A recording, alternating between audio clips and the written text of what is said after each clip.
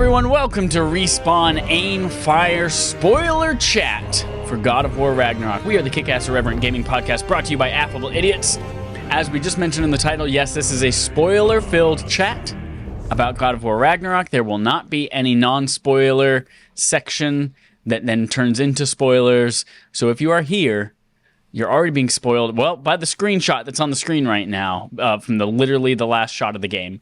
So get out. Or if you're Brent, stick around because we can't tell you what to do, apparently.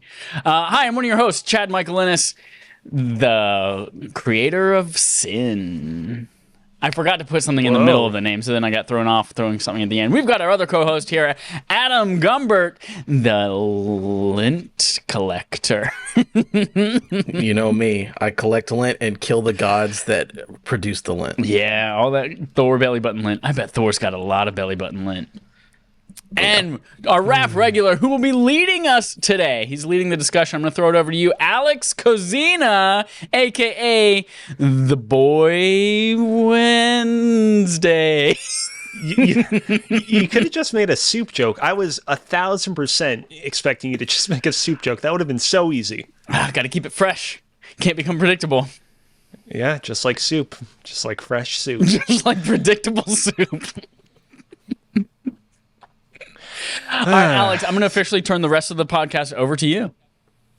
All right, well, let's get right into it. This is Respawn Aim Fire's official God of War spoiler cast for the video game God of War that was released in the year 2022 on the PlayStation 4 and the PlayStation 5, although I think we all played it on the PlayStation 5. Let's get right into it. The way that we're going to do this is we're going to share our kind of top level thoughts right up front. And then I have prepared for us a kind of like chapter by chapter breakdown of what happens in each sort of mainline quest in the game. And we can kind of individually go through each chapter and kind of talk about our individual thoughts on it, what we liked in them, what we didn't like in them. And then we'll close things out with any thoughts that we want to share on the game's side quests. And any thoughts that we have on just the game in general we haven't stated yet, and where we think things go next. Where we think things might go next. Sometimes you say two words close to each other that sound kind of similar. Your sentences get a little bit scrambled. Okay. Ladies and gentlemen, at the end of the previous Respawn Aim Fire podcast, I said that this game was a very good God of War game, a great sequel to God of War 2018, but kind of a mediocre Ragnarok game. And I feel like I should elaborate a little bit on that. I think this game is a great sequel to the God of War series in a whole, in terms of how it kind of brings around Kratos' character arc, how it sort of concludes and addresses a lot of his sort of past grievances and sins, and manages to kind of like carving new path forward for him, potentially as a hero of the people of Norse mythology. And I loved how, just sort of exploring the game, how many more references there were to the original God of War games, even a few references here and there to the PSP God of War games. It felt like it was much more interconnected to the God of War games of yore, which I really appreciated, because playing through 2018, there were definitely moments there where I was like, this game feels very kind of incidentally connected to the previous trilogy of games, outside of like, you know, the moments where you encounter Zeus's ghost, for example. Again, I think is also a really good sequel to God of War 2018. I feel like the game does just a really, really good job of following up on Kratos and Atreus' relationship, kind of like evolving the dynamic that we previously had in that game, and providing a reasonable justification as to, you know, why it is that Atreus is trying to kind of grow into his own man, trying to become independent, and why, at the very end of the game, spoilers, he would ultimately choose to leave Kratos. Not for, you know, downer reasons, but, you know, for amicable reasons. But Loki will go, but Atreus is here.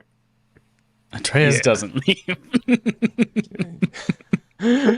Yeah, a little. We'll get to that line as we kind of get into this review. As a Ragnarok game, though, I feel like the game was a little bit lacking. And when it comes down to it for me, is that I just feel like the game spent a little bit too much time kind of debating on sort of the nature of conflict and war, whether or not it was a good idea to go to war or not, that it just got a little bit too wrapped up in all sorts of distractions, and I feel like did not devote enough time to the sort of central core conflict of Ragnarok. Ultimately, I wasn't expecting like Ragnarok itself to be like a super huge component of this game. I think it ultimately makes sense that Ragnarok is basically just the final chapter of the game. I think if it had been 2-3 chapters, eventually it would have gotten to the point where it was like, oh man, this is really being dragged out really long and this is really tiring. But it is disappointing that like so much of the events leading up to the titular event happen off screen, that so many characters and factions get recruited entirely off screen by other characters' actions. I tweeted this out immediately after I beat the game, and I kind of stand by this. I think that this game definitely could have taken a few notes from the Mass Effect games, namely 2 and 3, in terms of how to, tell this sort of micro story about characters and interpersonal relationships, but also a big macro story about people coming together to take on this big conflict at the end of the game. Not to say that I think that Mass Effect 2 or 3 are better than this game. I think that this game is still an exceptional product, and like, honestly, if I were to rate it out of 10, I'd probably still give it a 10, all things considered. But that is just where I stand. What about you two? I when I was halfway through this game, someone asked me, Brent Music asked me, Chad, how does this compare to 2018 God of War? And at the time, I honestly didn't know which one I was going to like more. I was like, I want this to be better, but I'm kind of feeling like it's a little bit too big in scope. What I really appreciated and enjoyed about 2018's God of War was that it was this intimate tale of Kratos figuring out how to be a single father, when normally that was something that mom took over and he just kind of did the fatherly duties around the house. And so that's all it was. And your goal was get these ashes to the mountain, the tallest peak in the realms.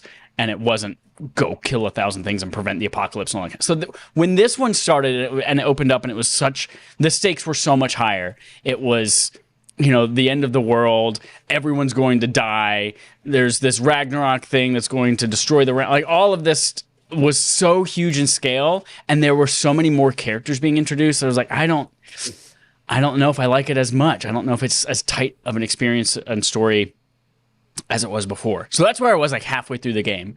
But I was like, every other aspect of this game, from a technical aspect, from the way that it runs, from the combat, all the upgrades they made with the way combat works and traversal, like I was like, this game is just like a better game for sure. But it's those last 3 hours that really sold it for me, that made it just like undeniably for me my favorite of the two games. And really just these two games together as a soul was just like, as a whole was just an incredible masterpiece to me. I feel like this is the end game to Infinity War. Like if God of War 2018 is the Infinity War, this is end game, and they play off of each other so well. But I think I liked it because there was that huge conflict at the end with Ragnarok. There was storming of Asgard. There was all of that. But ultimately, it was still centered around a tale of fatherhood and how to be a good parent to your kids, whether it's you and Atreus or whether it's Thor and his daughter Thrud and that whole family dynamic. Like it was a story about family and parenting and doing things that you don't want to do because they're the right thing to do to maintain that relationship with your kid. And so because it was all centered around that, I really connected with it. And especially just all the badassery that happens in those last few hours that are still centered around that intimate story. That's what cemented it for me. So yes, 10 out of 10 masterpiece for me. It does drag a little bit in the middle of the game as it like introduces all these characters and like Freyr and all these people that like, why do I care about these people? But then by the end of the game, you're like, oh, I get it. And I'm crying over Brock's dead body, and now I finally understand. So 10 out of 10 for me. Loved it. Even topped 2018. Fantastic. Cool. That's pretty good. You fight stuff. That's and it. Huh? The fighting's good. No, I'm trying to think how to compare to 20. I do think it's excellent. And for me, it's mostly the story and the narrative. Because I'm trying to think of the scope. Do I like the scope? I like the story scope. Do I like the level design scope? That's the one thing that's bugging me. It's like, man, Vanaheim sure is a level, isn't it? Yeah. I There love are the crater a few in moments like Vanaheim that. as a standalone, but the rest of Vanaheim that you get exposed to at first is like, This is my least favorite part of the entire game. And there's a lot of it. will- Man. There's a lot of it. We'll there get when to we them. there. Well, overall, man, yeah, that's my thing is. So this game is, I do like how they repeat it a bunch of times. It's a game about a bunch of people trying to beat fate and not be a part of a prophecy. Like, I love when they see the fates of this world specifically. They're like, we're just saying things that are in your nature. We can't tell the future at all. You're just going to do it because we know you're going to do that shit. And then Because they you're fucking do so it because they can't help it. Yeah, you're so fucking predictable. You know you're going to be. And I love the idea of it being like, there's this prophecy, but we need to, like, no one wants to live that prophecy. Everyone wants to do their own thing. And again, the steps that the characters go through for that is great. So I'm all about the characters. Love them. Atreus, guess what? I don't hate Atreus anymore. Nice. I still hate him in 2018. Gross, I love that really? this game points out. I love this game points out how shitty he is in that first game. Because when he's having that dream, Yeah. and it's Yeah. like him saying The whatever whatever 100 times, part. like that piece Whatever, of shit kid. whatever. Even he knows it. So Even he good. knows it. Yeah, and he listens to it and he's like, God, I was a little piece of shit. Chad, I were you suck on ass. were you on the hating Atreus train for the first game? No, I gave him a pass loves because he was a Atreus. kid. I named my dog after him. I'm in the same boat. I didn't hate him that much. He had his Here's annoying what I'll moments, say. but I thought he was a good Being guy. a kid is not a character arc. It is a plot device. Atreus is a plot device. He's not a character. It's like he's 8. Of course he's a piece of shit. It's like that doesn't make him an interesting character. That just makes him a piece of shit. But love him in this game. Love Atreus. He's great. And again, of course, I still feel for Kratos because Kratos is a great dude. And the surprise of the different companions. Freya. Fucking love Freya. I think Oh, yeah. getting Freya as a companion is where I was like, oh, this is why I like more than 2018. I enjoy having Freya and having a different companion and seeing this bigger scope of a story through seeing different companions more than I like 2018. Because again, I also didn't like Atreus then. I do like him now. Hanging out with Brock and Sindri and Freya. I'm like, God, that takes it for me. So. Yeah, hanging out with Sindri, man. That whole character arc with him. Loved it. Everyone's trying to beat their fate and beat prophecy, and then everyone also goes through the cycles of like revenge. Yeah. Like Freya literally starts the game trying to kill you, getting revenge. Kratos has already been through the cycle of revenge and wants nothing to do with it. And then Sindri is in the middle of that process and gets his revenge. And like, so we see everybody dealing with similar themes. So yeah, I like it a lot. I like it more than 2018. I definitely enjoy the combat way more. They're similar. This feels definitely like, hey, it's 2018, but do more. Yeah. But I think what they just chose to do more in, I do enjoy. So I think overall story and gameplay, I think I like it more 2018. And it definitely benefited from the introduction of a very good new weapon, which I'm sure that will all have. Oh, I Really? did not like that spear at first, but then it Really? became my go-to at the very end. Okay, I was like, God, okay. yeah. Yeah. At first I was like, it's fine. At the end, I was like, yeah, it's fun to throw at people, but I was not a huge fan of the I spear. was stunned by how much I liked it. When I first got my hands on it, I was like, okay, this is not going to hit as strongly as the other two weapons. Don't know how much I'll use it, but just discovering all the like cool uses for it where you can throw it and self-destruct it, that thing really took me by surprise. I think the drill spear is say, what really sold me for it. When drill you, one when is you the best charge it part up of and you it. drill it through, and then you just explode. Like that's what sold it Yeah. for me. The best part of the spear is when you go into the forge with the mermaid and get it. And that whole back and forth with Brock. That's the best part of the spear. That shit was awesome. He's like, I need a blacksmith to bless it. You know, All right, well- and he fucking spits on it. It's great. I think that we're all itching to kind of dig into the deepest recesses of this game. So let's go ahead and let's do so. Chapter 1 of the game. I know each individual mission is called like paths, like the path, surviving Fimbulwinter, the path, the quest for Tyr, but I'm just going to call them chapters for the sake of simplicity. Chapter 1, surviving Fimbulwinter. This is the first chapter of the game and a pretty meaty one. It opens up with Kratos and Atreus hunting for food for them pet wolves. Unfortunately, Atreus' little wolf buddy, Fenrir, not doing so well. Doggy go Broke bye-bye. me. And then Doggy, go by. I didn't know it was going to come out that way, but no regrets. That's what happens. That culminates in Kratos saying Atreus can't go out and do things on his own. Kratos is woken up by Atreus not being gone. Kratos is woken up by Atreus being gone and not having come back. Kratos fights a bear. Turns out bear was Atreus. They both return home. They're like, wow, that was a really tumultuous night. Hopefully nothing more will happen. Oh no, Odin and Thor show up at their doorstep. At first they just have kind of a tense but relatively peaceful little family conversation.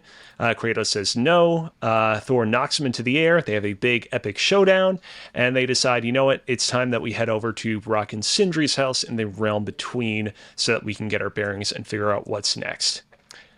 This is a very strong... Go ahead. Yeah, I loved this opening. From fighting the bear as like your first boss, and I knew it was going to be somebody. I knew it was going to be something, but I assumed maybe it was like Freya or something like that, who took the form of a bear and still trying to kill you. But to have that followed by just that tense sitting at the table with Thor and Odin, just sitting there wondering what the fuck. First of all, great introduction to Odin. What's his name? Richard the guy Schiff from the West Wing. Yeah, West Wing guy. Like, God, what a great portrayal of Odin. But yeah, that whole tense, just sitting there at the table, the whole ultimatum, like, hey, leave us alone. We'll leave you alone. And then you say no, and you go fucking fight. What a great opening. Excellent opening. Yeah, very good. I agree. It is... and by the way, it is Richard Schiff. You were correct. I enjoy this opening a lot. If I had one small critique of it, is that there are definitely a lot of parallels that can be drawn between it and the opening of 2018, with like the fight with the bear kind of being like the first fight with the troll, and then, you know, Thor kind of being equivalent to the fight with Balder. But because so much of the game that follows is so different from the opening of the original God of War 2018, like I'm kind of like, okay, whatever. This is just, this is not like a premonition of a very samey game to come. This is just us kind of like establishing kind of like a bass tone and then subverting that in the following chapters is kind of how I looked at it. Stop knocking on Kratos' door, because he will fuck your shit up eventually. Yep. Like, leave this man alone. I do, again, the Freya stuff is all great. I love that. That whole opening's good. Again, having Thor come in and sit down and be at peace and then fight you. And he's like, oh, yeah, I love that they pay this off later, but whenever they hit and you make the frozen lightning bolt, he's like, oh, yeah, I remember that, which is fun because that pays off later. But this is where the game started. I'm like, oh, yes, I forgot God of War is not mythology. Because even the first ones are Greek-ish, but they're not exactly Greek mythology. There's a lot of stuff different. Because, like, oh, Fenrir... Again, sorry, I didn't cry at any of this game. I'm not a big baby like a lot of people. Oh my God, you're a soulless demon. I don't cry. Well, here's the thing. It's like, oh, Fenrir dies, and it's very touching. But I was like, well, I know what Fenrir is in Ragnarok, so he's not dead.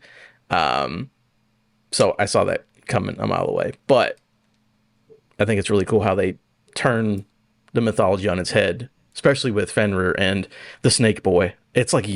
I don't know how to say the snake's name. Jorgenmander or something? Yeah. Jorgenmander. Yeah, Jorgenmander or whatever. But I knew Fenrir was coming back. And I was like, cool. So I don't need to be sad because he's not dead, obviously. There's literally wisp coming out of his fucking mouth. He's not dead. It's fine. But no, opening's great. It gets us off on our adventure. Hell yeah. And then from there, the next chapter of the game is the quest for Tyr, in which Kratos and Atreus journey to Svartalfheim on the hunch that Tyr might be imprisoned somewhere there. They paddle around in their canoe a lot. They visit that dwarven village/city. They get some clues that he might be in this mountain mine. They journey deep and long into the mine, and they find Tyr. Or so we think, but we don't know quite so yet that he might not be who he appears to be. And they journey back home. I'm going to say this right here, right now. I thought this level was a little bit of a sophomore slump coming off of the first one. I never not enjoyed this game on a base level. I enjoy, hearing Kratos and Atreus talk amongst each other. I especially liked a lot of the kind of like philosophical conversations they got to in this level about, whether it's, moral or not moral to wage war with Odin and the Einherjar or whatever the hell they're called. And a lot of those sort of discussions that were had on the way to finding Tyr. This level was pretty long though. But I also did spend a bit of time like doing some side questy stuff before you head into the mountain. So, I mean, I am partially to blame for dragging things out as well. I like in this one how we got introduced. Like one of my favorite things in most video games is just the random chatter. of people. That's why I feel like I was very different than a lot of people about. They were like, "Please just let the character shut up." And I was like, "No, that's my favorite part of this game when they all start talking to each other." And we have heard so much from Kratos and Atreus, and then Mimir in the first game, that I felt like this was a cool, interesting, refreshing take when we finally do get Tyr, quote unquote Tyr, as part of our party, where then it gets a little bit meta, and Tyr's like, where are you going? That's not the right way to go. And Atreus is like, oh yeah, my dad likes searching for loot. He likes loot. And like, and then you go off to go find another treasure chest. It's like, oh, that's right, you and your treasure. And he's like, yeah, I don't know what it is, but like that, it made me appreciate that. Like, oh, we're gonna get a lot from Tyr, and then from many, many other characters. We're gonna get a lot of this extra chatter that I cannot wait to hear. So I enjoyed that. Yeah, meeting those characters is fun. This was the spot where I was like, oh. I remember we mentioned when we first talked about it, it's like, go down this path, the straight path, there's only one way. Here's a big open water area. Go right or left. And I was like, oh, this is literally exactly like the Lake of Nine in the first game. But I do like the payoff with that big whale, whatever that thing is, in the middle of the lake. Oh, yeah. That was a cool ending to just like, go do the 3 rigs in the lake. I'm like, okay, I guess. But it's like, oh no, that was a cool payoff. And then, yeah, going up the mountain, hanging out with Tyr, going in the mines, all very cool. But yeah, this one, it's a good level. It does feel like you're just going on a long path. But story stuff, again, I'm all about it. And then, of course, we all know this the spoiler, but the Tyr stuff is just like evident right then and there at the beginning if you know what you're looking for, which I think is a really cool thing to be like, oh shit, there are feathers in that fucking cell.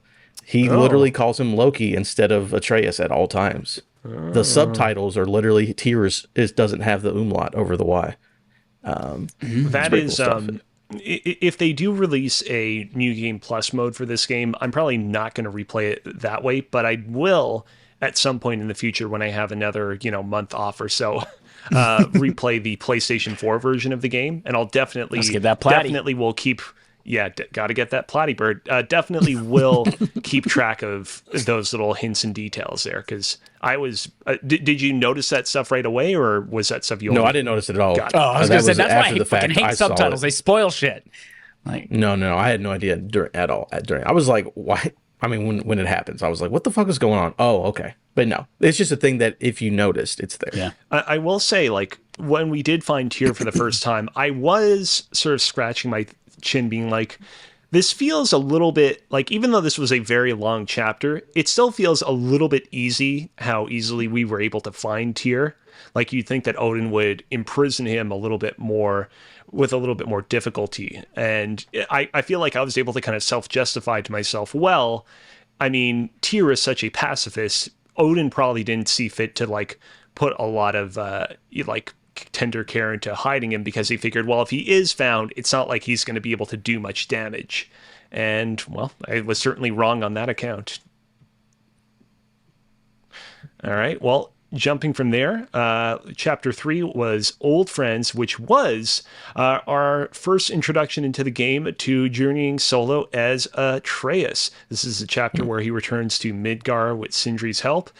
He seeks out the World Serpent, learns a clue from him, just 2 words, iron wood, and then briefly meets up with Freya, who learns from him that realm travel has now been opened via new means and makes off on her own way. I'm going to say this right here, right now. It is, such a trope nowadays for Sony first-party games to feature a segment or even half the game where you get to play as another character. And I think that the way in which you play as Atreus in this game might be better than any of these other segments. If we kind of just go down the list, like Abby in The Last of Us Part 2, I felt like it was justified in why we were playing as Abby, because the game wanted to show us the kind of side of the characters that Ellie is fighting against, but it didn't really feel gameplay-wise all that much different from Ellie. It still kind of felt like an extension of what we were doing with her, just Abby was a little bit more powerful. Playing as Rivet in Ratchet & Clank Rift Apart was fun, and again, it was justified because we wanted to get her perspective on the action going on and explore different planets from Ratchet, but again, didn't really feel that much different from Ratchet. Playing as MJ in Spider-Man 2018 felt very different from playing as Spider-Man, but and bad. Well, that's the problem. It was just not very fun. And honestly, like when I finished those levels, it was kind of like, I don't really know that this really like thematically it was important that we switched over to MJ's perspective. Like literally everything that she encountered in this level, she could have told Spider-Man with a phone call. So it's sort of like, did we even really need this to happen? But Atreus, I feel like Atreus throughout the entire game was kind of a perfect combination of fun, very different from Kratos in terms of how kind of quick and light-footed he is. And most important, him being able to play as him just felt like very thematically relevant to the game as a whole, because this is a game about Atreus coming into his own as his own person and vying for his own independence. I agree. This is like the best that it's ever felt. And even more so than Miles Morales, I felt like I want an entire game around Atreus. Like, I feel like I could play him as a protagonist, and his moveset and his feature set is so full that I want an entire game as him. We'll get to that at the end when we talk about like where do we think it's going to go from here. But I agree with you. Yeah, he's completely fully fleshed out. I kind of saw it coming. Not necessarily saw it coming, but I assumed we were going to play as him because well, here's my actual thought. I thought we were going to wield Mjolnir, and that's why it was included in the collector's edition. You think about most God of War games, you have like a fire, an ice, and an electricity type weapon, and I assumed that was just going to be our weapon because Atreus was your electricity weapon in the first game. And so I assumed, we'll get Mjolnir as a replacement for Atreus, and Atreus is going to go off and do something else, or he's going to die, or whatever. So I assumed we were going to get, like, Atreus was going solo a little bit in here. So it wasn't that much of a surprise, but I did, it felt so much more fleshed out and appropriate than it did, like, with Ellie, or, hell, even, like, I feel like young Drake in Uncharted 3 is, like, the first time that I can remember something like that happening. And it's like, that was kind of, that was, like, the first one. That was, and that was in 2011. Wow, we have come so far since then. Wow. Adam, any thoughts on teenage Atreus? Oh yeah, Atreus. So I do like that he's fully fleshed out and he has like his whole moveset. I didn't love playing as him compared to Kratos because I just like doing melee over ranged. It was like the only really small difference there. But again, I like hanging out with Sindri. I like that he has his own moveset. And like all the story stuff we get is cool because like he talks to that fucking snake, and I'm like, oh yeah, that's right. My theory about the snake was right because Adam knows mythology. And talking to Freya was cool and all that. So this level was all right. Again, I don't love playing as Atreus, but it was cool that he was like a fully fleshed out, do your own thing. So. After that, we had Chapter 4, Groa's Secret. This is where Tyr, or so we believe him to be, journeys alongside Kratos and Atreus to Alfheim to open up another one of those like secret little prophecy revelation panels and learn a new secret about the coming war of Ragnarok. I thought this level was fine. I felt like after a while it just kind of got monotonous. I kind of felt I was just going through the motions, exploring that one temple in Alfheim. I thought it was a pretty interesting decision to have it be that, in 2018, Alfheim is like 80% water and 20% temple. And in this game, most of Alfheim is like the desert that's north of like that body of water you were previously exploring. And I kind of felt like this level could have benefited from a little bit more open desert exploration, like integrated into the actual main plot of the level itself. But I did enjoy getting to explore the desert after the fact during side questy stuff. Yeah, you very much, it's like you go up the temple. At the top of the temple is what you saw in 2018. Go back down the temple. And I was like, the temple part, it was fine. It was whatever. I did like the open desert part. Also, funny to think that when we go inside of that bookcase, that fucking wardrobe, Lionwich wardrobe, we can go inside that. And, Tyr is with us. And it's like, I think it shows like the champion. It shows like, oh, Ragnarok doesn't actually destroy all the realms. Odin was lying. It actually only destroys Asgard. I don't know if that comes up later. There's a point where it's, Asgard's the only ones who dies. Odin's the only ones who dies. The rest of us were fine. And then, you think Tyr's there like, oh, shit. Well, all right, champion, do your best, buddy. And he's like, fuck, it's only me. I got to beat this. So I think that's pretty cool. No thoughts, Chad? You like them elves? No, yeah, I agree. It's like the temple again, for the main path at least. Just going back, they're like, okay, I've played... It's not the exact same temple because Ragnarok's here, but I did enjoy... I think it was this chapter when you do get to start exploring that desert and you free the jellyfish, which has The some first silly jellyfish. name. Yeah. And I thought that was going to be a trend. Like every world, you free some giant animal creature because he had the whale in the first one, then you have the jellyfish in the second one. It was like, ooh, what am I going to free in the next one? And then it turns out, no, you're just going to free another jellyfish eventually, but that's it. And then after that, we have Chapter 5, The Lost Sanctuary, aka Ironwood. Guys, I gotta be honest, this was my least favorite chapter in the game. It was my least favorite chapter in the game that also had one of my favorite moments in the entire game. And I posted this on Twitter, I think, as I was experiencing this. Hate the video game trope of your main character going, yo, what's going on? And their NPC companion being like, oh, just come over here, I'll show you. And then they spend an hour leading them on a crazy long fetch quest on a yak without explaining anything. This is so much of what this level was for me. And I'm like, oh my God, just give Atreus an answer or two, please, please. I don't love going around on this yak in the mud as cool and neat as Ironwood as a location is. And then what I hated most of all is you get done with this super arduous level, you get that cool revelation towards the end where, oh, those marbles are actually the souls of the giants. I'm like, oh man, that's kind of cool, but whatever, this is long, let's get it over with. Just when you think it's over, Angerboda is like, oh wait, hold on a sec, I got a grandma. Do you want to go and deal with her? I'm like, no, this has already been 4.5 hours. Why do we need... Just end it already. Just end it. This segment should have been divided into 2 parts. We should have come back here multiple times.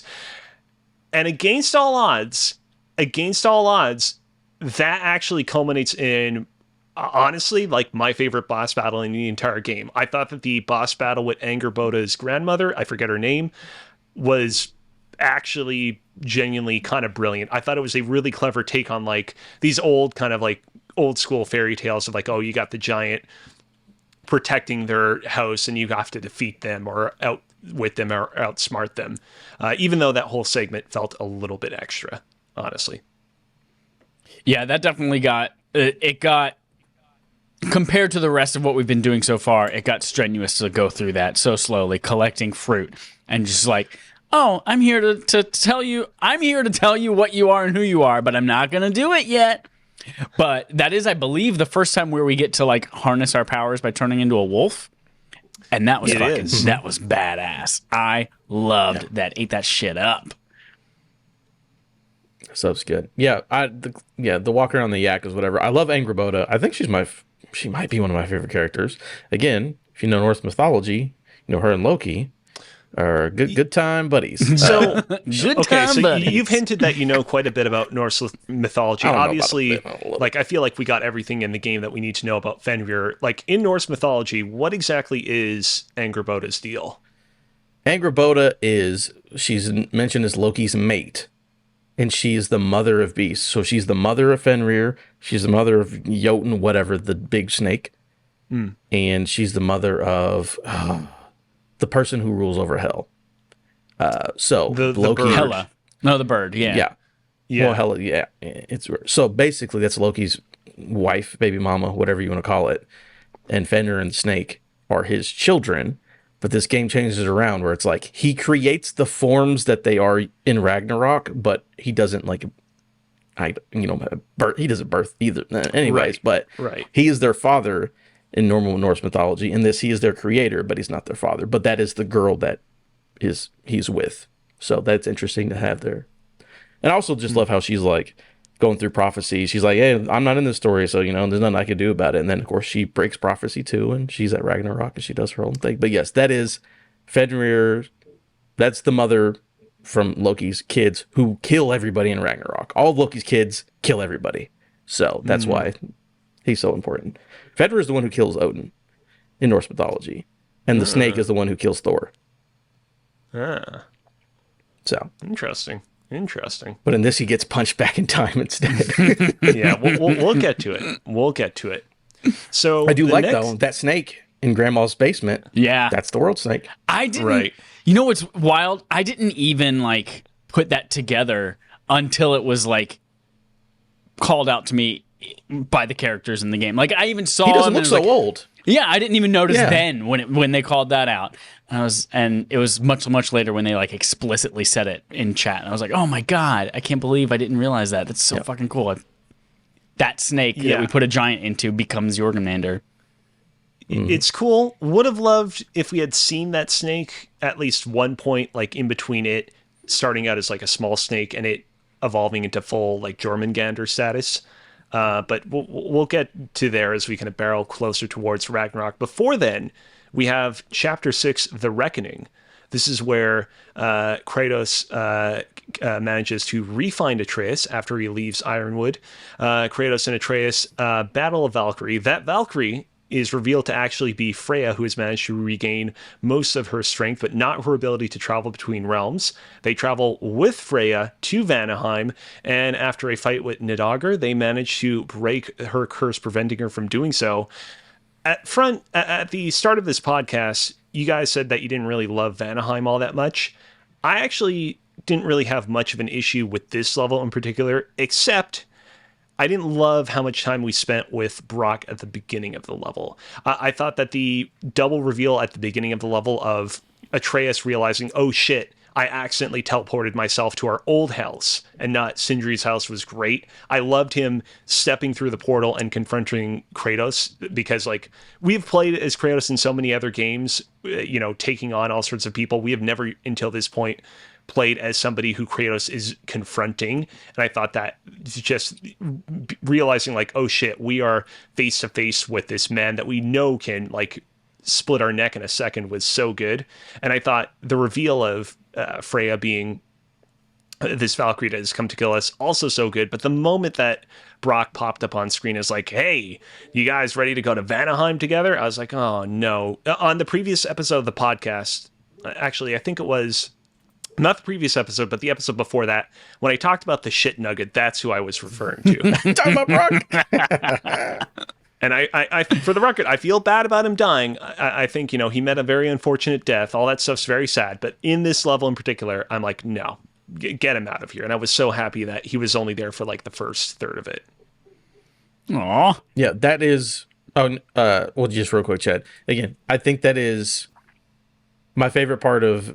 I always kind of call it Anaheim. I know it's not Anaheim, Vanaheim, because again, Favorite we're part on of this. Disneyland. Freya's like, "Hey, help me do this thing. I'm not gonna." Like, so she's still conflicted how she feels about Kratos, which is great. He's like, "I don't expect you to forgive me. Like, I don't need your forgiveness. It's fine. You have a right to be mad." But I just love reading all up to the boss fight and her, you know, like finally being set free of Odin, just like in all ways possible. So that is my favorite part of Vanaheim, and it's also because it's a narrow path story moment compared to the next couple of parts where it's like, here's the open spot, and I guess go dick around. But yeah, I love Freya. I mean, this level is why I like Freya so much. I enjoyed what happens in Vanaheim a lot. I enjoyed the relationships you build there. I enjoyed Vanaheim like as an aesthetic too, but it's just what I didn't enjoy about it is that it is such a tangled, woven mess of a level that like you cannot look at the map and say that's where I need to go and know how to get there easily. And there are so few waypoints in that level too that like fast travel is basically worthless until the very, very, very end of the game after you beat the game where you finally get an extra waypoint way up in the abandoned city. But so that was my issue with Vanaheim. It was just such a winding mess through the forest with also every 10 seconds a fucking plant trying to blow up in your face. I was just like, nope, plants. no sir. Jesus. Don't even get me started on the day and night fucking wolf shit. Oh my god. To be honest, that added I love the crater. I think the crater is maybe my favorite part of the game, which is part of Vanaheim still. But that was I loved exploring the crater. We'll talk about that later. But it was the day and night was just like that one extra point of complexity. It was like, this is a little too much. The thing about the day and night thing is like clearly they were trying to do a like the Legend of Zelda Ocarina of Time, like time traveling, or like a Link to the Past Light World Dark World thing where you have to like travel between the two different versions of the world to get past certain puzzles and access new areas. But it was never, at least for me, it was never super obvious where and when I was supposed to change the time of day. Like it wasn't like, oh man, this is like a very specific kind of plant that only grows during the day or during the night. I know they did have that kind of stuff, but it was never obvious to me when that was the case. I agree. I didn't even realize when she's like, all right, now we have to change it to night to proceed on this thing. I was like, why? What does that do? It took me a while to realize that those plant gates come down at night, and I was like, Yeah. After that, we have Chapter 7, The Runaway. This is where Atreus gets into a big fight with Kratos and his companions and decides, you know what? Y'all are accusing me of having escaped to Asgard. I am going to go to Asgard. And so he goes to Freya's old hut. He requests that Odin's ravens take him to Asgard, but he gets deposited in the river outside of Asgard's walls. So he decides, you know what? I'm going to go climb up Asgard's walls after talking to Link. He gets to the top of Asgard's walls. He meets up with Heimdall, who's a real bitch and a half. He gets taken to the Great Hall. He meets up with Odin. Odin gives him sort of the tour of the facilities, and he is told that he has a great purpose that awaits him within Asgard. Overall, really enjoyed this chapter. Him climbing up the walls of Asgard felt like one of those moments that like you would see depicted in like a piece of concept art for the game that was like that basically got shelved and never actually made it into the game. And so it's cool that they actually managed to figure out how to get it in here. Heimdall is obviously a real shitburger of a character, an actual shitburger this time. But I mean, very effective in inhabiting that particular character. I do love that. Like one of his very first lines we ever hear him say is like, "What made you think that this enormous wall meant please scale it? We want you on the other side," or something along those lines. It's like, yeah, that's good. That's a good line. I fucking love Heimdall. Yeah, and I love I love the way that they kind of chose to depict Asgard in this game versus, the Asgard that we're more familiar with from the MCU movies. I did like Heimdall's line of like, Odin doesn't live in like a grand palace. He just lives in like a, slightly larger than normal lodge because he doesn't have anything to prove as like the master of the Nine Realms. I thought that was a very kind of astute kind of interpretation of Odin and his domain, basically. Yeah. And this kind of calls back to a point that I made last week on the podcast, where it's like, I love this depiction, like this going against what you would expect thanks to pop culture and the MCU and all this kind of stuff. Like Odin, Asgard, Thor, like these are completely different versions of these characters that we're introduced to in this that I absolutely love. Even Heimdall, Heimdall being fucking Idris Elba, just standing there in the MCU, putting the sword down, looking out into the galaxy, and then this one, he's just like, no, I'm a fucking asshole. I can see every move you're going to make, and just like, love it.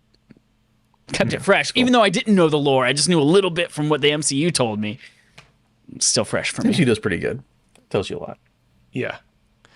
And the one last thing I'll say is, this whole plot line of Atreus sort of abandoning his companion so that he can join up with an enemy that's trying to seduce him, it's something that I feel like we've all seen before in like a lot of other media and movies. You even think about things like The Karate Kid 3, for example, and like you have that kind of storyline depicted there. Do people think about that, Alex? No joke. I was writing up my notes for this and I'm like, what's an example? Again, I know this is a very common trope, but what's an example of a movie that we might all know where this sort of storyline happens? Oh yeah, The Karate Kid Part 3. There we go. I love that your brain went there. But what I like is that I feel like this particular game, like more so than so many other movies or TV shows or games, has like a really kind of well-justified reason for Atreus sort of joining with his enemies. It's not because his enemies are like seducing and tricking Atreus into joining with them. He wants to rebel against Kratos and kind of forge an identity for himself, and being in Odin's company is one of the few places where he can do so safely. But also more than that, he also wants to learn everything that he can from them to save his father and his friends. And I just really love those justifications. And I also love the tension of, okay, but despite having these justifications, is Atreus nevertheless being indoctrinated into Odin's sway? Or is he keeping up with his deception, which is ironically very Loki-like? Yeah, so. I do like in this game, again, over the first one, that again, Atreus is very respectful and listens to his dad, and they have a great relationship. And he even does this, and he's like, Kratos, like, I gotta learn to trust my son, I don't want to push him away. I do love, and everything that has to do with him in Asgard, he's not just rebelling against his father to be an asshole. He's like, oh, I'm literally trying to save my dad from dying. Yeah. But I can't tell him that. So it's like, oh, you actually have motivations like a real character, not just a shitty 8-year-old. So I was like, yes, I like that. Even when he's quote unquote rebelling, he has like a real motivation, a real reason for why he's trying to do what he's trying to do. Exactly. Next up is Chapter 8, Into the Fire. This is a pretty simple level in which Thor and Atreus travel to Muspelheim to retrieve a fragment of Odin's magical mask, which he believes will allow him to access a glowing green portal / rift / thing that will allow him to obtain all information in the history of the universe, or something. We're not really given full answers. This is a very fun and unexpected level. I thought it was a stroke of genius that halfway through, Loki's like, yo, I need to distract Thor. Hey, Thor, go and complete those challenges from God of War 2018. Yeah. Like, that was it was just one of those moments where, like, you know, I love the Kingdom Hearts games. Surprise, surprise. I don't know if you guys have heard this before. And it always bugged me to no end that, like, you would play through the entirety of Kingdom Hearts 1. You would, you know, complete every optional objective in that game, which would include things like battling Sephiroth.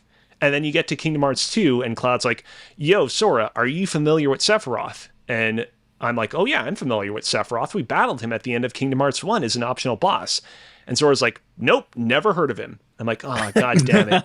Like, it annoys me so much when video games include all this, like, pretty relevant and important optional content that doesn't get mentioned at all in their sequels. And so it was such a kind of refreshing breath of fresh air that this game does totally, like, reference and make relevant all that optional content, and actually has it play a really important part in this level in particular.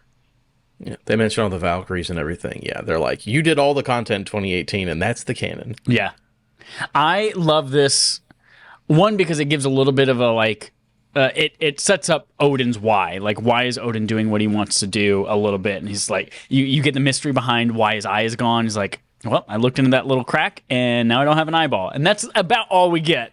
But he also is just like, everyone down there, they look to us as the reason why. And like, why is this happening to me? Why is my kid getting sick? Why is my farm fucking terrible? And it's like, oh, it's because the gods wanted this out. But like, what do we get? We don't have answers for why are we here? What is the meaning of, like, that's his drive for all of this.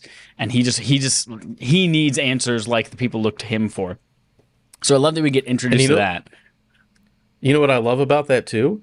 Is that that's what he tells to Atreus, or he calls him Loki the entire time. He refuses to call him his other name. And he does that, but so the way that, I mean, you know, we'll get there when we get there, but the way he's very, like, manipulative and very self-serving. Like, he's like, look what you doing. They killed my boy. What can I do about it? You're awful. You're the reason he's dead. It's like, no, you literally just stabbed Thor. That's what happens. So I think, like, he wants to know knowledge, but I bet he's like, oh, how can I avoid dying in Ragnarok? Yeah. That's the knowledge that matters the most to me. I'll say it's because, well, I'm such a nice god and I have to help everybody. And maybe that's it, but I'm sure he's also like, how do I not die in Ragnarok? Because that's the most important thing to Odin, is himself. Yeah. And then I love the surprise of playing with Thor. Like, it being side by side with Thor and fighting is, I think this is, like, maybe my favorite depiction of a character in these games is Thor. I think it's just, yeah, he's obviously troubled and that kind of shit. I think he's really, I can't remember who did the performance for Thor in this game, but he's incredible. Ryan Hurst, I think. Ryan Hurst, who is that? I think he's from Sons of Anarchy or something like that. You can double check it if you want to. It is Ryan Hurst. Yep, and he is from Sons of Anarchy. Boom. Everyone's like, Josh Brolin's in this game? It's like, no. That's exact. He sounds exactly like Thanos. He does sound like yeah. He does sound exactly like Josh Brolin. Yeah, but it's fantastic. Love this chapter a lot. He's very good. Mm-hmm.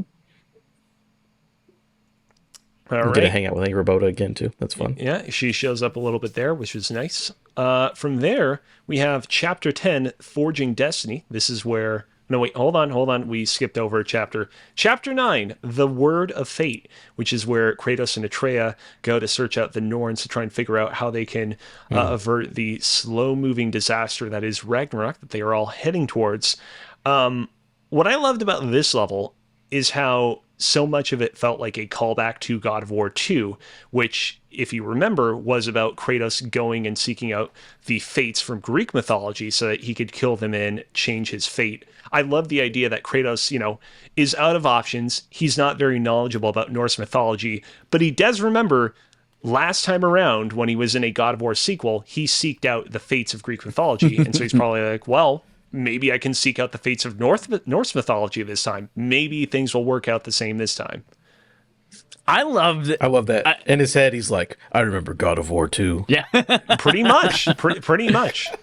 I loved that. This was like one of the first big times that we see this, where everyone's curious about Kratos' past.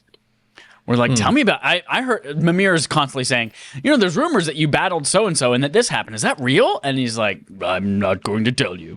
But like, this is where he's like, oh yeah, I've done something similar to this in the past, and kind of like what you're saying, Alex. Like, the game acknowledges and remembers canon, and that's really cool. And the fact that it's now not just us just exploring Norse mythology, but all of these gods who are now interested in Kratos. Tell me about Greece. Tell me about this person that you killed that did that. And that's really, really cool to me. It's cool world building.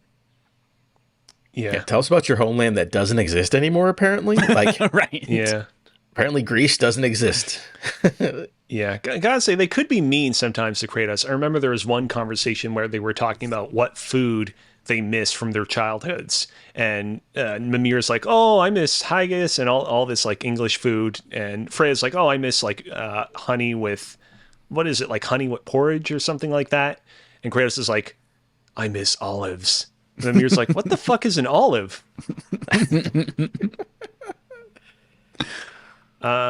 From there, we have Chapter 10, Forging Destiny. This is the chapter where Kratos gets his hands on the controversial Draupnir's spear. I mean, I think we all agree that it is certainly a pretty inventive weapon, but whether we loved it or not kind of ranges from host to host. Here's what I'll say. I really like the way in which the spear in this level was forged. I can't help but feel like they maybe could have done a better job of setting up that Kratos is going to forge a new weapon. I kind of felt like up until the mermaid was in the middle of forging the spear, I didn't even know what we were going to do. But maybe that was just me. Well, they mentioned they need something to kill Heimdall because he has foresight, and you got to give him something that he fucking knows nothing about. Sure. But I feel like when you talk about like we need something to kill this one god, like it can be anything from like a sword to like a magic. Well, yeah, I didn't know it was god gonna be a bomb. spear, right? And that's the thing is I just kind of was hoping that we could have been given just a little bit more direction in terms of, all right, we're going to create a bladed weapon. Let's just say This is where I still don't feel like I understand why this spear allows them to kill Heimdall. Like, I don't. Like, I understand that, like, you get to make infinite of them, it explodes, and that's a surprise that maybe he wasn't seeing, but I feel like the first time you do that, he's like, cool, now I know these explode, and I'm ready, and I'm prepared for it. It's like, I didn't understand why this weapon helped kill Heimdall, and was the answer to everything. And I felt like that never got explained well enough that I understood I'm with it. you. The explosion is like, maybe he doesn't have the foresight for the explosion because it's not what he's looking at. But then you keep fighting him, and then you start punching him and hitting him with it. So Yeah. I don't know. It's just an excuse to have a new weapon that has Kratos' blood in it, which is pretty cool, but I think that's about it. The blood of I the don't god. know. I wonder if it's like, I wonder if what they're going for is that like Heimdall is, able to evade everyone's attacks because he can see ever so slightly into the future, but it's not like Heimdall is impervious to damage. And what someone like Kratos needs, who is incredibly powerful, is just something that gives him that extra little edge in terms of being unpredictable. Like, it's not like Heimdall is like, I'm trying to like find the right way to put this. It's not like Heimdall is like, again, immortal. It's not like he's like immune and we need something to make him unimmortal, like with the Leaf and Baldur in the first game. It's more just that Kratos needs to find that one weapon that will push his luck quotient over a certain percentage so that he can be able to strike a hit on him. At least that's how I kind of interpreted it, if that makes any sense. Yeah, I think that's what it is. So we get hints at this a lot earlier in the game. It keeps going throughout. The fact that Brock was brought back from the dead by Sindri. Right. but not with his full soul. And I love how the mermaid literally ignores him because it's like, oh, she doesn't notice things that aren't whole, Yeah. that aren't complete. Which he's like, fuck, my brother brought me back from the dead. That's why everyone treats me different. He's like, God damn it. But then, yeah, I love Kratos just like gets down on his knees. Like, I need this blessed by a blacksmith. And you're the best one that I know. So fucking do it. And he's like, all right. Gives Brock a little, little pick me up. Yeah. And, that's really cool. I like that. From there, we have a relatively short chapter, chapter 11, Unleashing Hell. This is where Atreus and Thrud, I hope I'm pronouncing it correctly, try to retrieve a mask fragment from Helheim, or so they think, because unfortunately, after managing to free the great wolf Garm, they realize that there is no mask fragment to be held there, and after good old Heimdall kicks the shit out of Atreus a little bit, Atreus heads back home. Not much to say about this chapter. It was interesting to talk with Thrud and kind of get some insight into how even like a smart person like her can still kind of be, enthralled into thinking that what Odin is doing is correct, for example. I like her a lot. I do have a question, and I'm sure it's a video game thing, because the mask leads you to another piece of the mask. Where the fuck was that mask leading us? Right. Right. So that's a It's the question wrong I had. place. But it still's like it's glowing green. It's like, but no, there's nothing here. Yeah. Yeah, that Unless it was leading confused to the me as wolf, well. but That's why? what I thought, is that before we knew where the final mask fragment was, we got that answer. It was like, oh, the wolf ate the mask, or the wolf is part of the mask, or something like that. And then maybe he jumps through a rip in time and space and throws it up somewhere else. Who knows? But that's what I assumed, is that, oh, it's no longer here now that the wolf is gone. Therefore, the wolf equals the last piece of the mask. Yeah, maybe they could have made it so that like the mask fragment actually was there, but like when they wake up the wolf, he accidentally opens a portal and then the mask fragment falls through the portal, which is how it gets in Niflheim. But I don't know. Maybe we're overthinking it, but yeah, that was Video weird. game logic. Don't worry about it. And then we have Chapter 12, Reunion, where Kratos and Atreus reunite. Everyone's real mad that Atreus freed Garm from his confinements, but Kratos decides, you know what? It's okay. We're going to go solve this problem.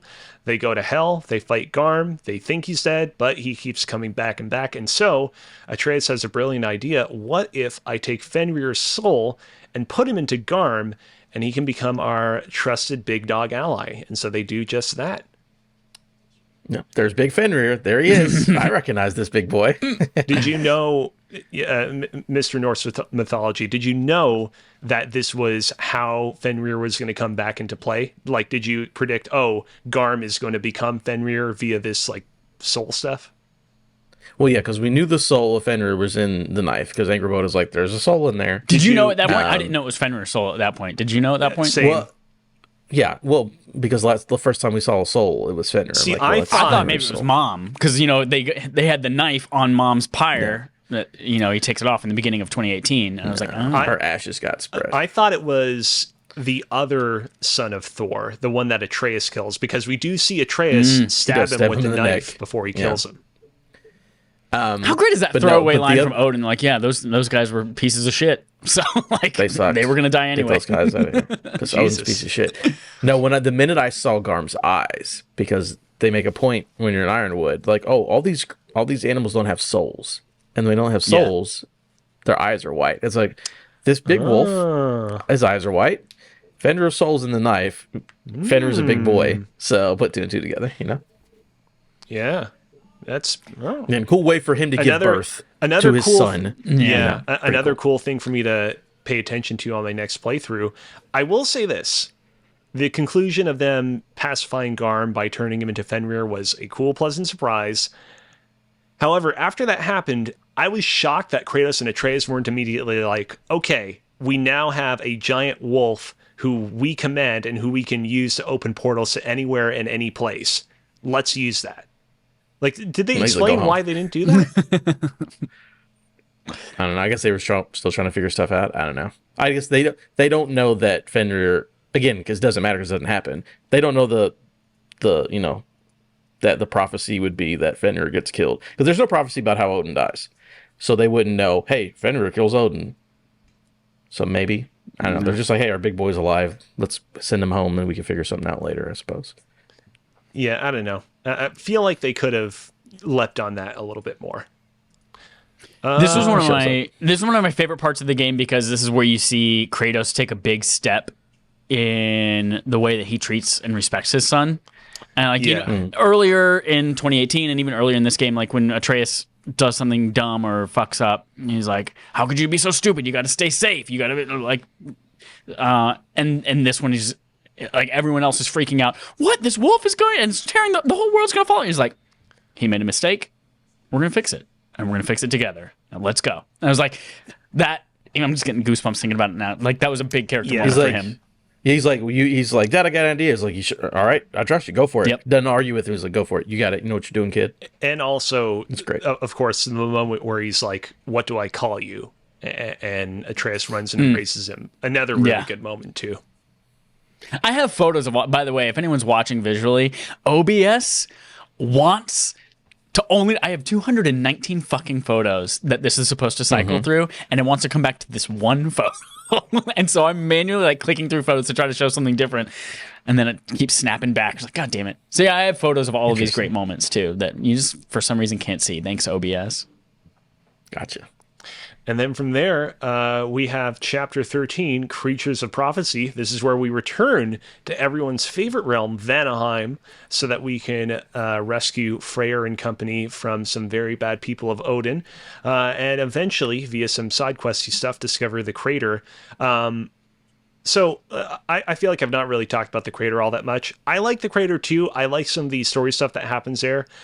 Can't help but feel like there were maybe a few too many side quests around that area. I felt like I would take 2 steps in that area and there would be a new ghost that would pop up that would be like, "Oh, find my hourglass, please." And be like, I mean, it's not hard, but like, kind of feel like you could have spread this out a little bit more. Oh, there's 4 deers. Go find the 4 deers. Yeah. Oh yeah, there's that too. I like the idea of the crater. The crater's a cool area and all that, but it definitely feels like I remember in the marketing they're like, you go to 9 realms, all 9 realms are available, but one of those realms is literally just a bridge. And I feel like Vanaheim, they're like, here's our open world realm, and they put all of it into this one place. And I'm like, I wish you would have spread that out and made some of the area, slim this one up just a little bit. Again, I like the crater. The crater's fine, but the other parts, the river delta, I didn't like that much. Like, take some of the time you made building the crater and make some of the other worlds a little more open world, I think would have been a cool balance. But as it is, I find besides the day and night, which feels like Vanaheim's a little too much. It feels like they did everything in Vanaheim. It's a little much for me. I spent basically an entire day of gameplay, which was maybe like 6 or 7 hours for me, just doing the crater as soon as it was available for me. But for all of those quests, you're right. Yeah, there are a ton of little ghosts. But like, get the other half of this little toy for me. But for me, I was hunting the dragons, and I was like, all right, I'm going to go after this dragon now. Fun. And then on the way to that dragon, I just happened to complete a ghost's quest because I stumbled upon it. And then on my way to this dragon, I was like, oh, look at these little wisps. Yeah, I'll get these little wisps going. And then fucking giant, whatever those spirit monsters are, pops out. Like, cool, I'll kill you on the way to this dragon. Cool, white. No, not those. The big ones with like the rune faces that are like, and they're like, oh, the spirit fucking runic, whatever. Yeah. And the fire one, like, I love the entry in Kratos' journal. Is like, it's just like the ice one, but with fire. That's good. Yeah, I will say, just briefly touching back on the main quest of this part of the game, this is kind of the part in the game where I was like, man, there are like only so many quests left in this game at this point, and I feel like we are kind of moving at a glacial pace towards Ragnarok. Like, I feel like at this point, we have learned that Freyr is capable of like uniting the elves and like briefly putting a stop to their, interfighting. I feel like we should be getting Freyr over to Alfheim, which is what ends up happening, but it's not exactly how we would have wanted it to happen, IMO. Yeah. And I think this is where I answered the question where Brent had asked me, how does it rank? I was like, I don't know right now. I feel like there's a lot of stuff and a lot of areas and a lot of people, and it's like a little frazzled. Not. We'll see how it comes together. This is where I started to get a little bit discouraged on how this game might turn out. Yeah, Vanaheim crew is not my favorite. I'm like, yeah, okay, Fear's here, I guess, whatever, he's cool. And then the fucking boar from the first game shows up as a man now. Oh, yeah. All right. I completely forgot about him. Yep. I'm with you. This is the part of the game where the pacing's like, And again, I was also choosing to do all the side stuff, but this is definitely the point in the game where it's like, all right, can we just get to Ragnarok? Although one of the best quests in the whole game is here, where you have to find the mysterious orb, and you go. Oh yeah, the dog. Just be a tennis ball for her toy. giant fucking pig dog. Yeah, pretty great. And then after that, we have Chapter 14, Unlocking the Mask. This is where Atreus returns back to Asgard so that he can go with Thor to Niflheim so that he can retrieve the last mask fragment for Odin before returning back to the house at the realm in between, only for it to be revealed that, in fact, Tyr was actually Odin all along, and just before he's able to escape, he manages to take Brock's life. Obviously, like the Thor stuff in Niflheim, pretty good. Great to kind of play alongside him is, once more. The drinking stuff was interesting. I saw some people on like social media saying that they thought that stuff was a little bit trite, but I thought it was well done and I feel well set up. I like the bar fight. I loved it. Yeah, you're in a drunken brawl at a bar. Like how often you get to play that in a game, and it rolled out so well too. Just to be clear, the stuff that people were complaining about was not the bar fight, but specifically Thor having a drinking problem, like that kind of stuff. Oh, gotcha. I liked it. I thought it was well done, but some people were like, I don't know if we need to have this extra kind of subplot in here, but I enjoyed it. I mean, feels like what a man-child would do. So. Yeah, exactly. Right. Fine to me. It seems like the kind of thing he would turn to, having a father like Odin. Yeah, I love the confrontation too that happens right outside the tavern too with Thrud, where she's just like, all right, this is happening again. I thought we were over this. And she's like the adult in the family now, like chastising dad, who's drunk on the ground about to throw up. Yeah. And then the, reveal that Tyr was actually Odin all along. I thought this was a great twist. I was, in reflecting back on my time with this game, I was, thinking back on my time with The Last of Us Part 2. And I feel like that game kind of ends on a similarly big momentous twist where it's revealed that part of the reason why Ellie was so fanatical about seeking revenge for Joel's killers is because the night before Joel died, he kind of tried to rekindle his relationship with her. And she's distraught that basically that opportunity for them to reconcile got taken away from her. And personally, like the more and more I reflect on it, the more and more I feel like it was a mistake that The Last of Us Part 2 held that off until the very end. I feel like they should have established that way sooner so that we would have understood the kind of hurt that Ellie as a character was going for and why she was doing the things that she was doing in that game.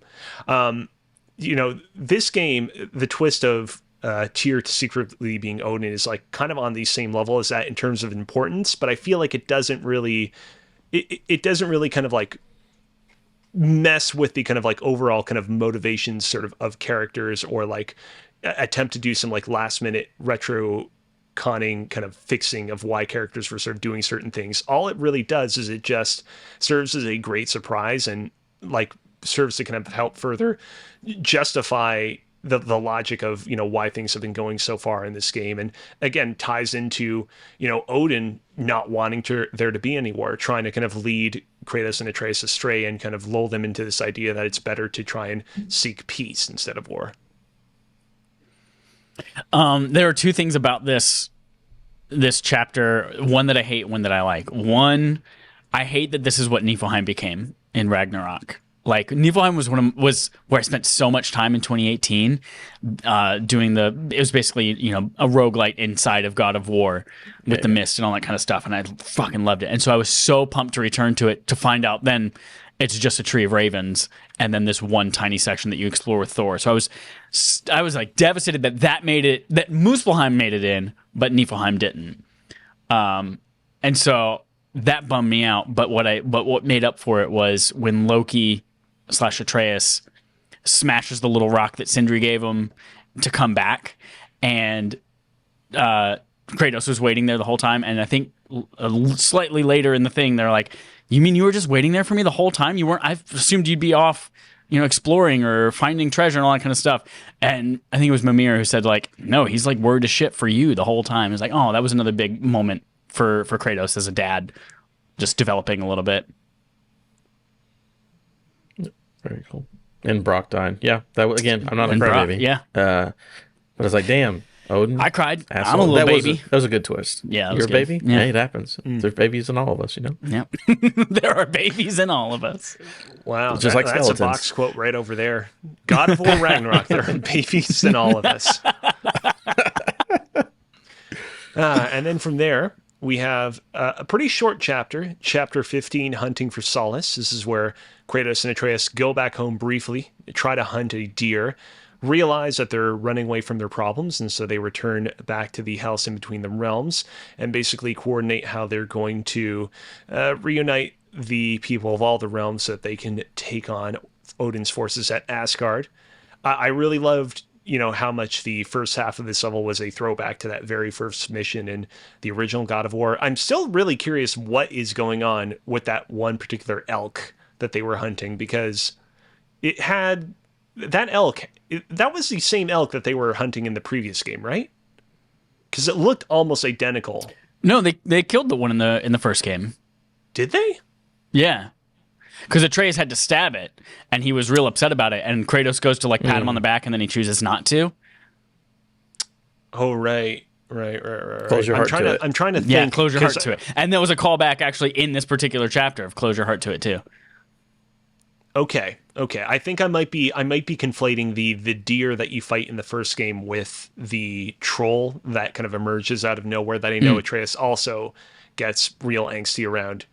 Yeah, I still don't understand what's going on with their antlers looking all weird and magical. The game never really delves into that, which I think is odd.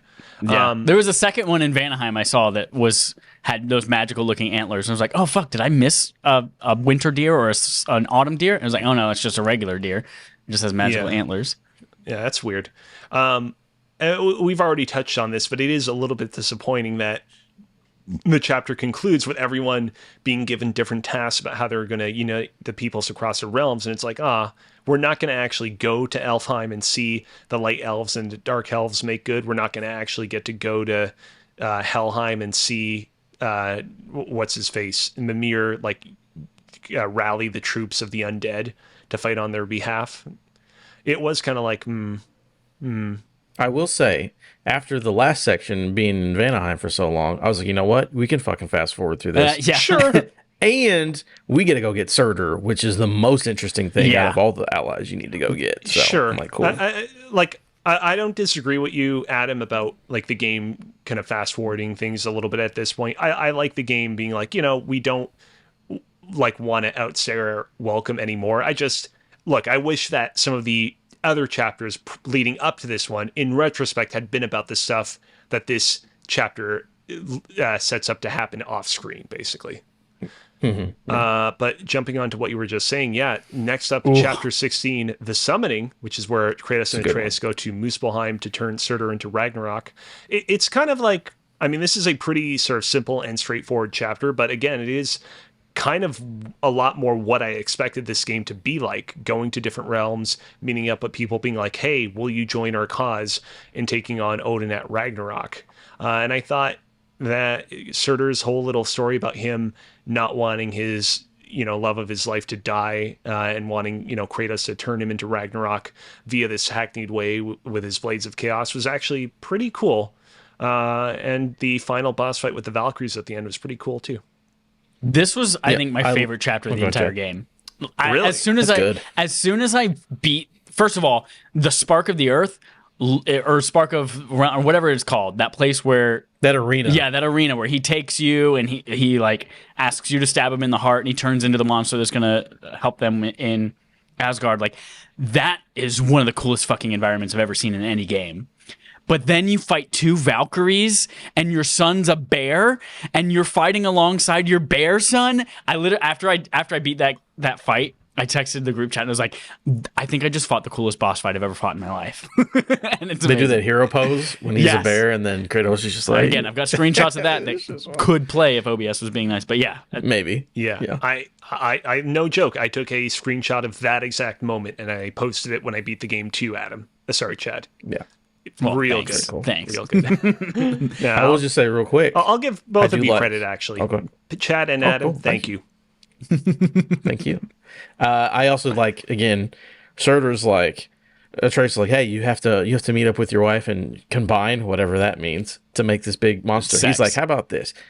I know that's what it is. He's like, how about this? I'll be your monster. I'm not doing that shit. I'll do it my own way. Again, another person taking prophecy and doing what the fuck they want with it, which is pretty cool.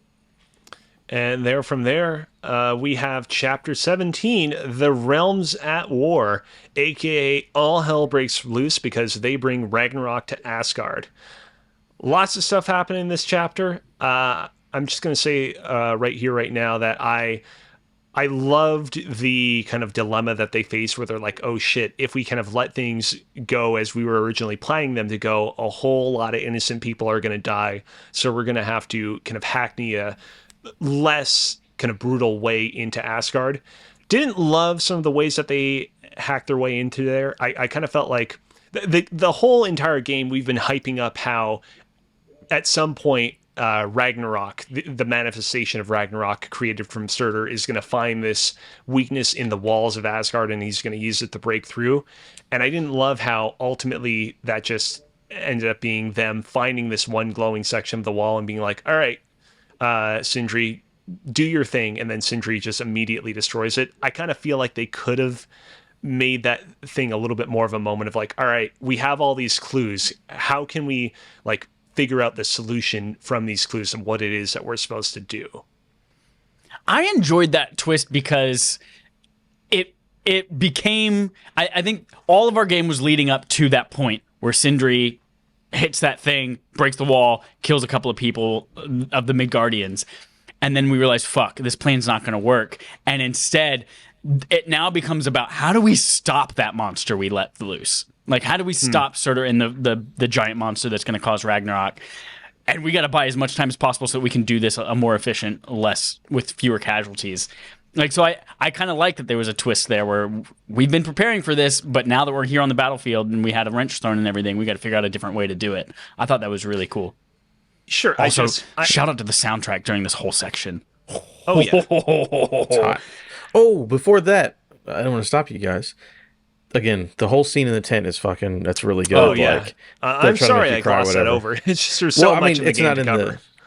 Yeah, but I do love, this is my favorite part where we have the dreams with the wife. Yeah.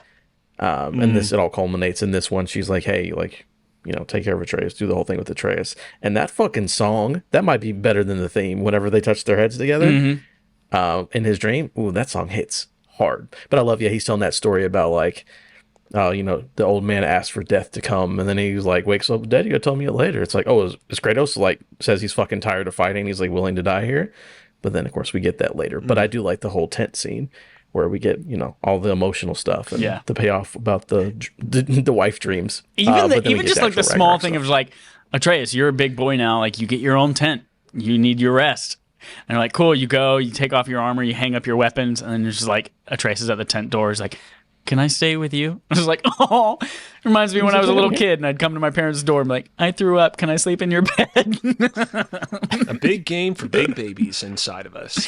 What can I say?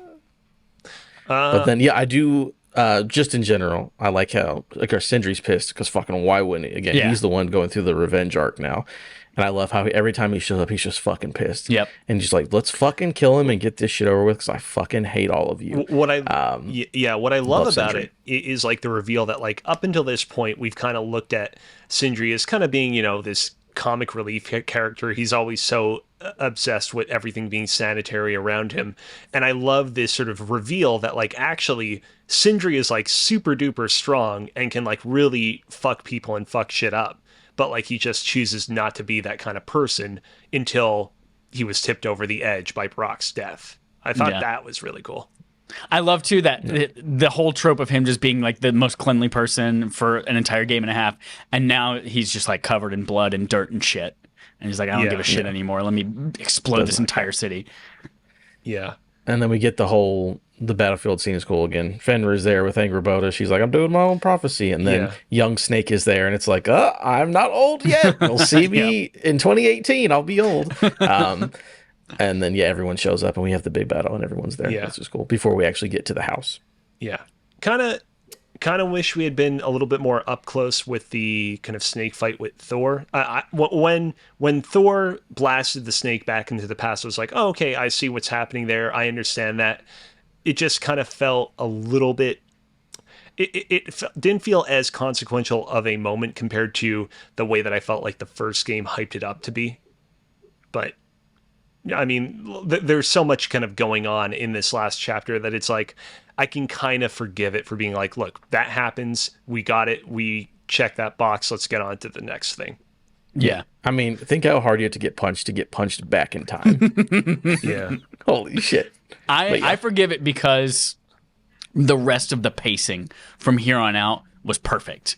Like, the way things progress, you slide through combat. Like, the combat, you feel powerful enough that you can take everything out. Like, I was playing on, for most of the game, regular mode.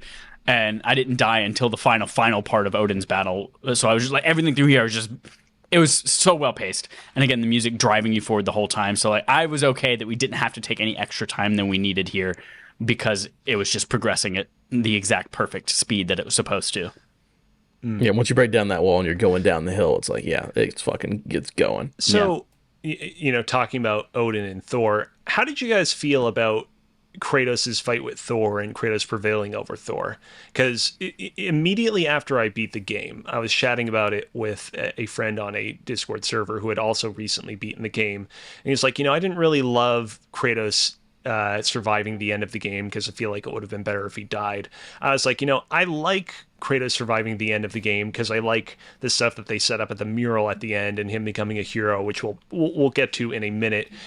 But if I gotta be honest, I do feel like the final confrontation he has with Thor, I mean, I feel like it kind of touches on sort of the same issue you guys were talking about with Heimdall, where it's like, it doesn't feel like there's that much of a strong justification of why he wins this fight. Like, when that entire fight was happening, I'm kind of like, this feels like I'm almost getting shades of like Man of Steel, like the Dark Knight Rises kind of just punch harder moments from those movies, where it's like, this guy is like your superior in every way. How do you beat him? You kind of just got to hit harder. And I know that like at this point in the game, you know, Kratos has exercised his muscles quite a bit. He has a bunch of new weapons, including the Dropnir spear. He's not the same person that he was at the beginning of the game. And he is also a lot more motivated to, you know, remain alive and protect his friends than he was at the beginning of the game. But I don't know. I'd be lying if I said that I fully bought him defeating Thor, but maybe you guys could illuminate me a bit. I mean, Kratos is a god, and that's something that I think through a lot of this is easy to forget because he's so restrained in these two games. But like, yeah, he's a god that has freaking killed Zeus. He's wiped out the entire pantheon of Greek gods. So like, I didn't buy that Thor was that much stronger than him. I felt like they were evenly matched, but I do kind of like the Man of Steel way, where it's like, how can you create an entire fight, an entire rivalry across the entire game, just about two men who have a weapon that they throw and recall that has some kind of elemental powers? Like, it's kind of that Marvel MCU, we're going to fight the same version of ourselves, but evil kind of thing. It was like, yeah, you can only go so far with that. So like, I bought that he could have overcome him, but the fight itself was, I thought, really, really cool. As cool as they could make it for them being basically the same thing, but one's fat and one's fit. No, I do. Just like how the ending of that fight where Kratos is like, hey, I don't have to do this. We don't have to do this at all. And Thor stands up to his dad just to immediately get fucking stabbed by Odin. And then Odin's like, you killed my boy. You killed my son. Why would you come to my house and kill my son? It's like, bro, you're fucking the piece of shit. You fucking did it. You literally just stabbed your son in the face. I love what Kratos too. He says like, we don't have to do this. Like, and Thor's like, why? And he's like, because our kids are friends. And I respect that. And it's like, oh, God. It's like you get in a fight two at the parents school. who hate each other. Like, yeah, exactly. Yeah, right. And yeah. But then Odin, though. From there, we kind of transition into the epilogue of the game after the fight with Odin. And Atreus decides, you know what? I'm sorry, Dad. But sorry. Chad, can you do the line again? Which one? From the end of the game. Oh, hold on. Before we get there, let's talk about how the end, like, Atreus takes notes from his dad whenever we kill Odin. Well, kill Odin. Yeah. Atreus is, he sees his dad do it with Thor, and now he's just like, I got to do this with Odin. Or his dad do it several more times. He's like, I don't want to kill you, Odin. Can you please just be a good dude? And Odin's like, nope, I can't be a good dude. He's like, fuck, all right, I'm going to save your soul in this little marble as a way of just like containing you and all of your evil. And then Sindri just shows up and he's just like, nope, we came here to kill this fuck and I'm going to kill this fuck. Bam, smash. I'm going to get my revenge. Yep. You got me fucked up. Yep. Well, what's the line, though, that you were looking for? Oh, he was looking afterwards after you like travel through and you say goodbye to dad. Okay. And he's like, I got to go. Like, I hope you understand. And he's like, Yeah. Loki will go. Atreus will stay. And he points to his heart. And it's just like, ugh. Father and son Loved father and son decide that this will be the natural order of things, and at the very end, Kratos sneaks a peek at the other side of the mural. He sees himself as a great hero, and I really love this moment because as somebody, you know, who grew up playing the old school God of War games, there was just something really touching about watching Kratos realize, oh wow, not only do people look up to me and see me as a hero or a hero in the making, but I myself actually care about people seeing me as a hero after spending a lifetime resigning myself to being the villain, resigning myself to kind of nihilistically believing that there's sort of no point to this brutality and chaos. I actually care about the idea of being a good person and doing good and trying to kind of better the world as a whole. And I thought that was a very, very, very strong moment. Great growth on the part of Kratos, and you know, sad to see Atreus go, but clearly they'll be able to kind of, you know, handle both themselves on their own. How wild is it that we're able to talk like this about Kratos? Can you imagine talking like this in God of War 1, 2, and 3, and Ascension, and Ghost of Sparta? Like, no, there's no way we could even have any depth. Like, there was no depth to him at all, and now it's just like all this minutia about him. Because he got married. Wasn't that mural from his wife? Well, he was already married. In fact, remember he killed his wife. And maybe you haven't played the first games. They're dead. Yeah, they're dead. They're dead, so it doesn't matter. But I believe the mural was like all about, like she made that, right? And she's like, look at how great you can be, was or it, where Was it Kratos' wife? I remember he mentions his wife. I don't know if she draws him, but I know he mentions her at that moment. who did the thing. I know she does some of them. Because her style of like the thing on the other side was like very similar to the one that Kratos looked at, so I don't really know. Yeah, I don't know. Either way, it was like, oh, look, I have the son, and my wife taught me to be a better person, so I can become a hero and be a better person. It's just a fun ending. And from there, it's technically not a main path mission, but if you want to cue the credits proper, you have to take care of the favor of Viking funeral, which is TLDR Brock's funeral. Even though I didn't love Brock earlier on in this game, I thought this funeral was still a pretty strong emotional send-off to his character. And the music that played during the credits that followed was very, very somber and very, very good. Yep. Loved it. This is the one cut to black, and because in the first game, after you drop your mom's ashes, it's just credits on the side and you keep walking. Right. Yeah. This is the only cut to black that the games have. So like that is like the ending of. Was there one? There was and after you go home in the first game and you see Thor come down, that's I think where you get another cut to black. Yeah. So that's how you know the game's over, because you actually got cut to black credits. And I mean, cool. Impressive on Which, their by part. the way, after knowing that about 2018, that there was that extra little scene, if you go home in this game, like home, you can pick up Atreus's journal and you combine it with your own journal, so you have all of your information about the places that you've traveled, as well as Atreus's, all in the same book. I've played a little bit of the post game. I actually was not aware that you could do that, so I'm definitely going to go and do that. Yeah, I haven't been back to the house yet. I was going to say, pretty impressive restraint on this game's part that they did not insert a like final little like cutscene tease of what they're working on next. You know that there's going to be like another God of War game, but the game doesn't really make it super obvious as to what exactly is coming next. Unless what I like about this is that, well, Cory Barlog has said about a year ago, maybe 2 years ago, that this Ragnarok is the end of this saga of God of War. They're like, if we made a trilogy, it's way too many years to be telling this story. It's way too long for this to come out. So we want to wrap up this story. So like this is like the end of this. But I think I would not rule out a similar to like Uncharted Lost Legacy or like a Infamous First Light, like a standalone chapter. I wouldn't rule out something where you could play as like it's a team up between Atreus and Angrboda, or maybe a few chapters with Atreus, and now Thrud with Mjolnir. Thrud with Mjolnir? Yeah. Like, I think that could be a cool spin-off that we like tie up some cool story ends in this saga without necessarily continuing with a full-fledged third game in this series. Yeah, because you'd have to, because if you think about whatever happens in the future, like Loki probably won't be a main character if they do another thing. It'll just be even older Kratos somewhere completely different after he's been a hero of this world or whatever. He's gotta go get another wife and another in another realm. His third kid. Yeah. But yeah, I think like a side thing with Thrud and Loki, maybe a little bit older, would probably make sense, but they'll figure something out with Kratos in the future. I don't know what it'd be. Do you think that this Lost Legacy style game would take place within the Nine Realms, or do you think it would take place somewhere outside of them? Because this game, like in the previous one, does drop some hints to other pantheons, other places around the world that you could imagine a future God of War game taking place. But at least based on what I discovered, it didn't seem like the game pointed to like one place over the other. I imagine because of Atreus's like desire to know more about himself and where he's from and all that kind of stuff. If this happens and he's the main character, it's going to be Jotunheim's way more expanded. It's going to be about these Nine Realms and him exploring kind of his purpose and that kind of stuff.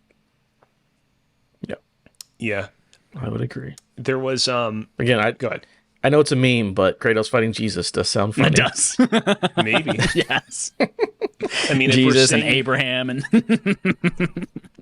if we are staying in that kind of geographical area, there was a comic book series that was published not too long ago called God of War Fallen God that depicts the events like immediately after God of War 3. And in those games, in that comic, Kratos actually travels to Egypt briefly and encounters the Egyptian god Thoth. Thoth? How do you pronounce his name?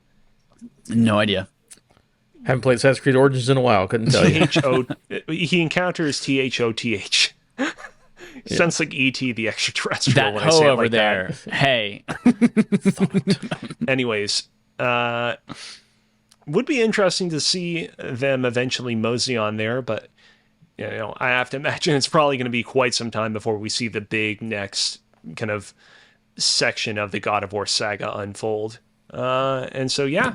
On that note, are there any other things that we want to discuss in relation to the game? Any side quests that we didn't touch on?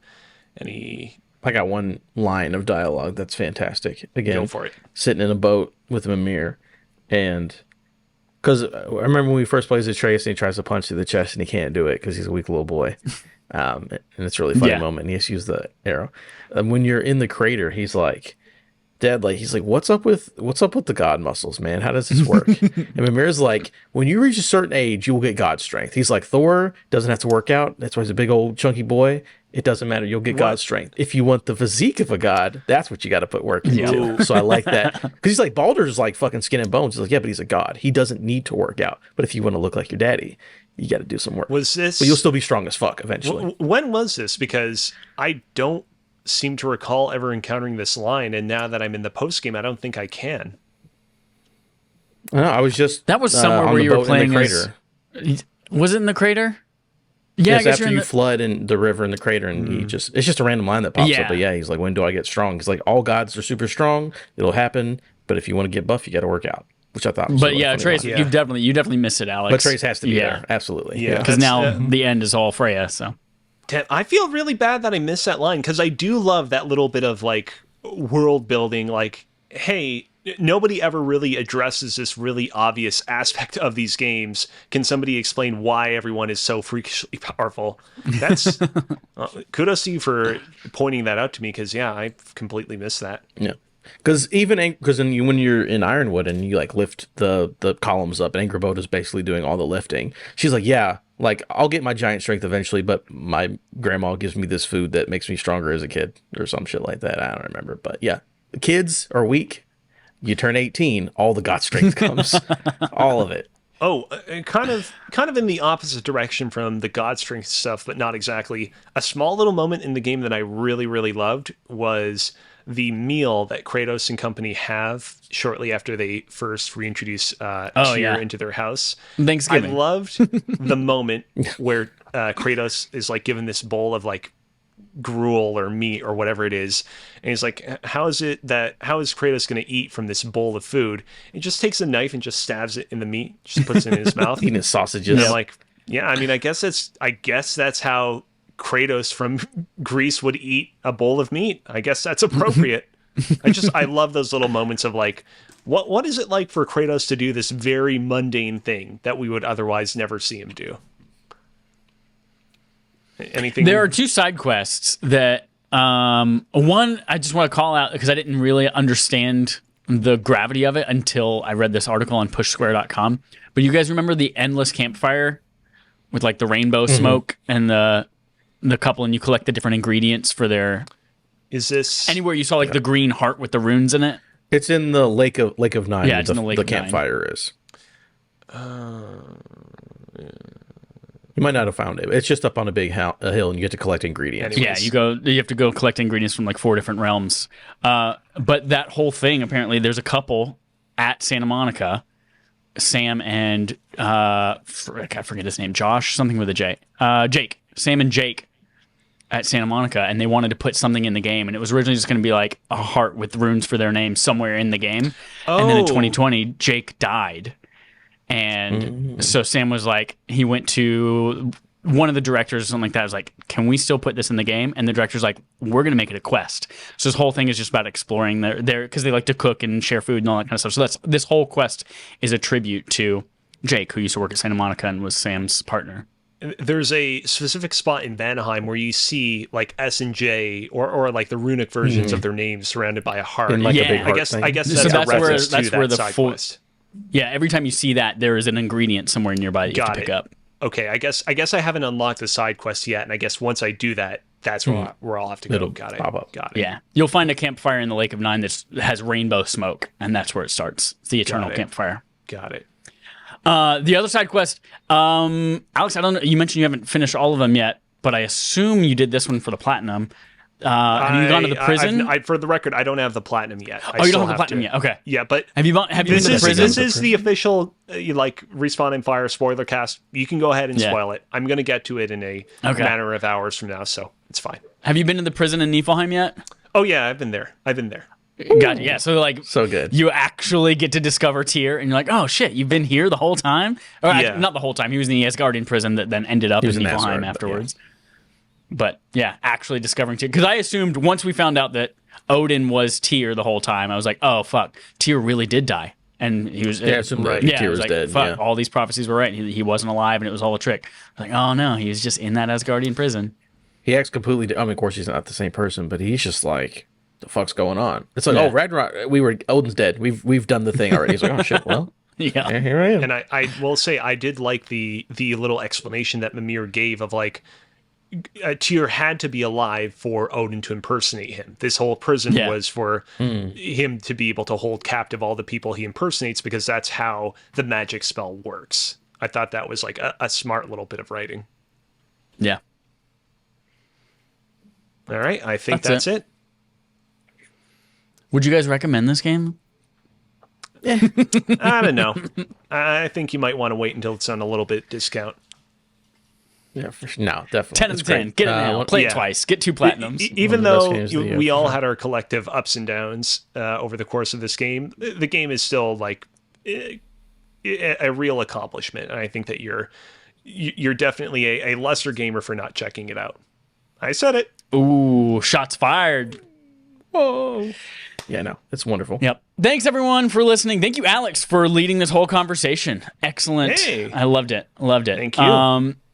That's it. We don't do sign-offs or anything like that. Alex, where can people find you outside of this as a non-RAF person?